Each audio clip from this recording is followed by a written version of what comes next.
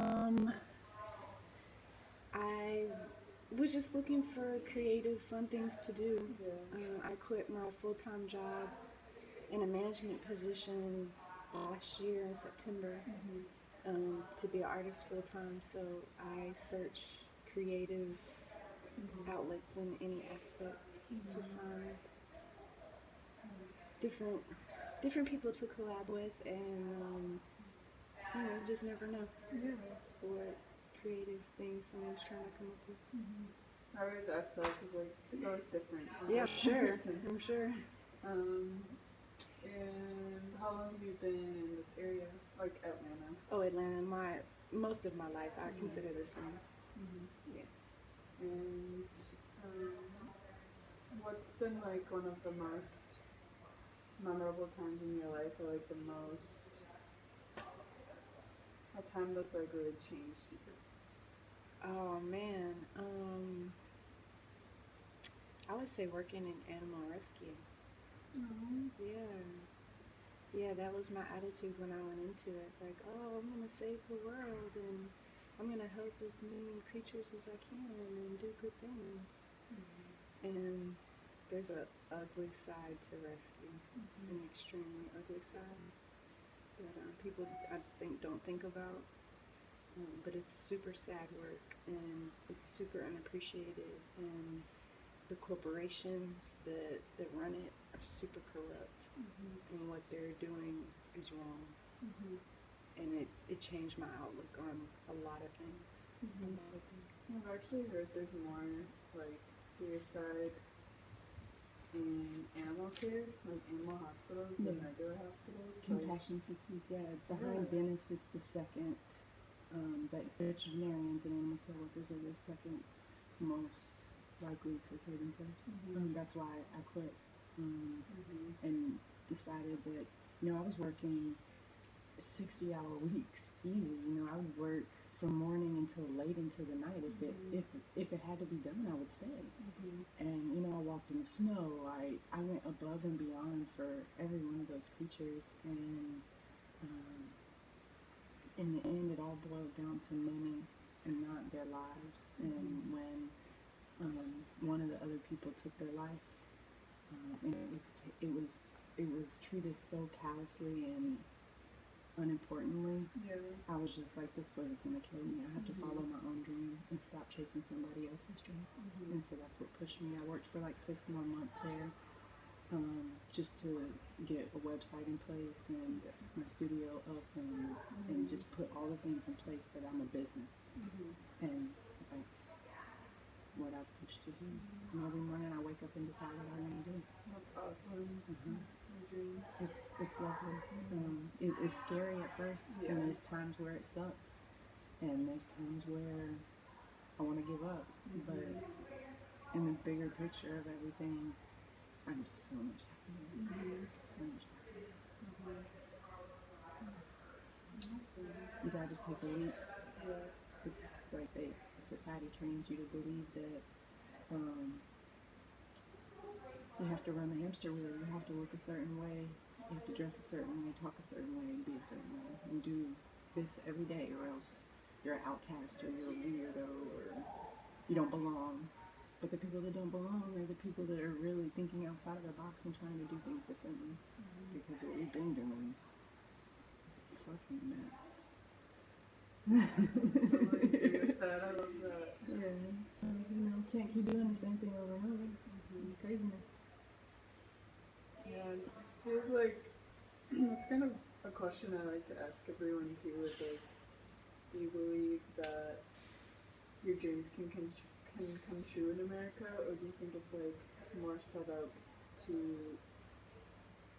you're like taught at a young age that we should go to college, that we should get a like corporate type job, and that we Get should married, have have family. babies. Yep. But then it seems like once we get to the age where that happens, and then we achieve everything we thought we wanted, that's not ever what we actually wanted. Right. And it's like all an illusion. Do you believe that people can actually achieve their dreams? Definitely, but that's the fine line of being afraid to be different.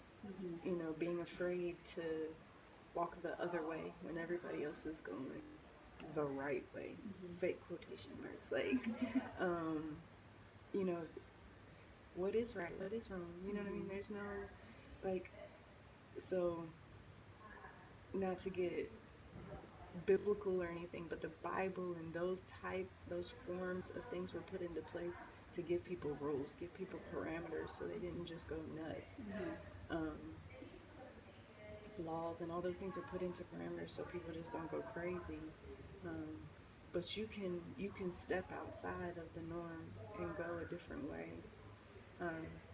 You have to be okay with being called a weirdo, being treated differently, being alone.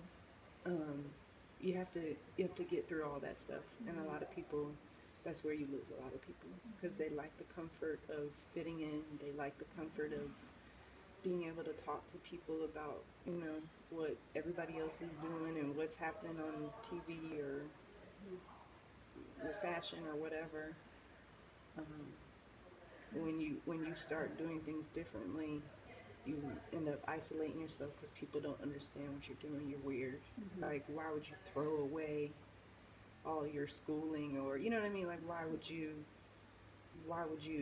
make it harder on yourself? And you know what I mean? People are going to say all those things to you to discourage you. It's set up to discourage you because they want you to get your flu shot. They want you to go to the hospital. They want you to be on medicine, to be on more medicine, to be on more medicine, to be on more medicine. They want you to have kids. They want you to get married. They want you to live the prim and proper, normal, sinless life. And it's uncomfortable at times, and people don't want to feel that. Do you think you get treated differently because of, like, your parents, like your dads? Definitely. How long Constantly. Have them? They'll be 9 in April. They'll be 9 years old. Yeah. That's awesome. I waited till I turned 30 to start them, because I'm never gonna cut them.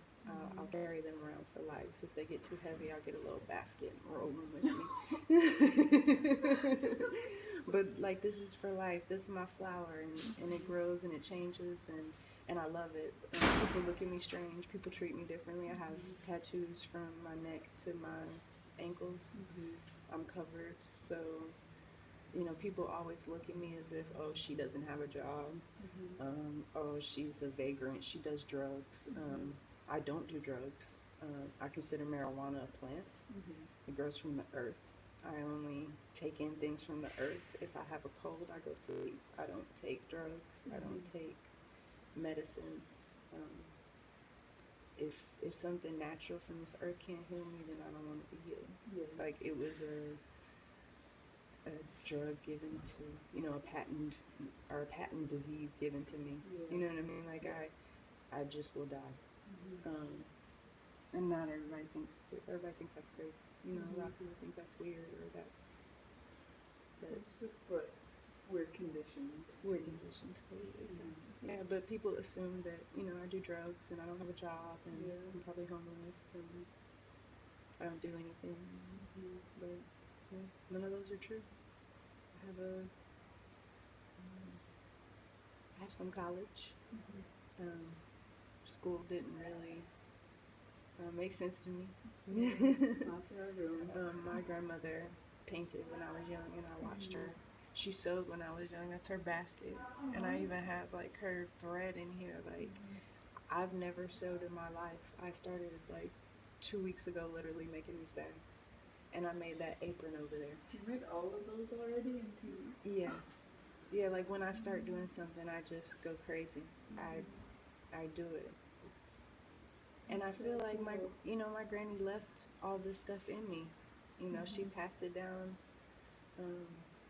to me. So even though I've never seen a sewing machine, the bobbin broke the other night in the bottom, and I just got on YouTube and figured out how to fix it. Like,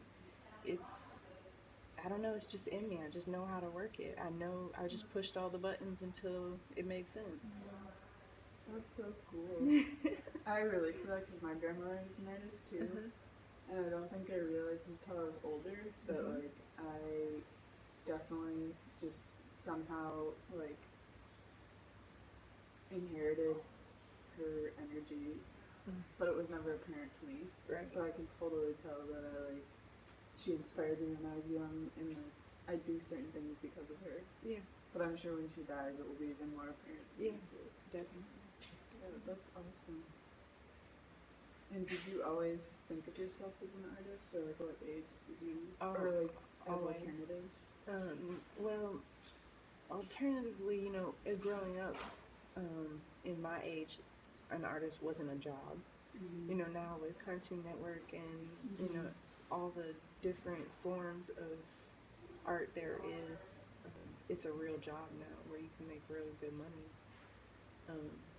So I was never encouraged to make it my job. I could always be bribed with a box of crowns and coloring books from a very young age for anything in life. You could give me art supplies, I would do anything. But yeah, I always like to make stuff and fiddle with stuff, and like even just the basic environment that I was in at a young age, I would move furniture around. My mom would come in and I'm in there like with my legs up against the wall and my back up against the dresser, like shoving it across the room, and she's like, "What are you doing?" And it made my head feel better to change the space and make it different. I still do it to this day. It clears my head. I'll change this whole thing around. It's a lot of work. It's a ton of work, but I get lost in it, and it gives my brain time to think. I mean, with any of these projects, really, the bags, the painting, I do henna, I play in clay, I make those little wire trees right there with the crystals on them, with the little bird on it. Yeah, I just make all kinds of stuff. I call myself a creator more than an artist, because if I see something neat somewhere, like maybe somebody else is working with, like that's how I got into watercolors. A good friend of mine, Thomas Toulis, uses watercolor, and I was like, that looks like a lot of fun. I like how light it is. I'm gonna try it. And now I play with them all the time. I love them. I have books full of them. They just don't make it to frames as often as my acrylics do. But, I love your cats. thank you.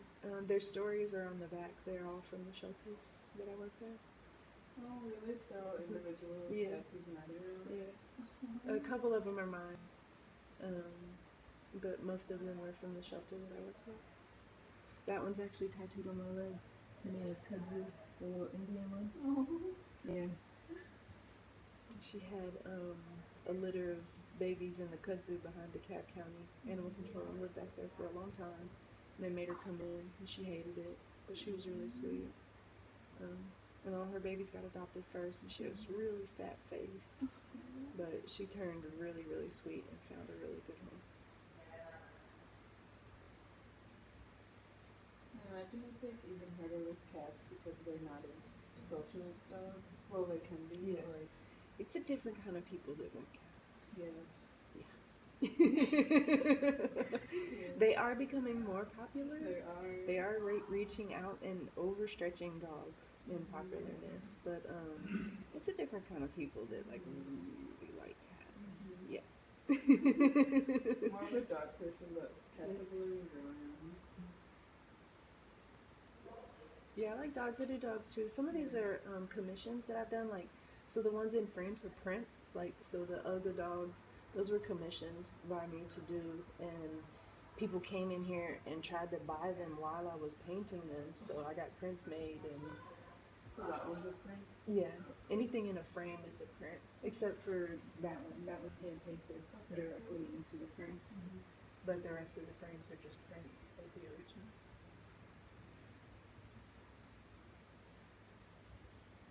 That is amazing.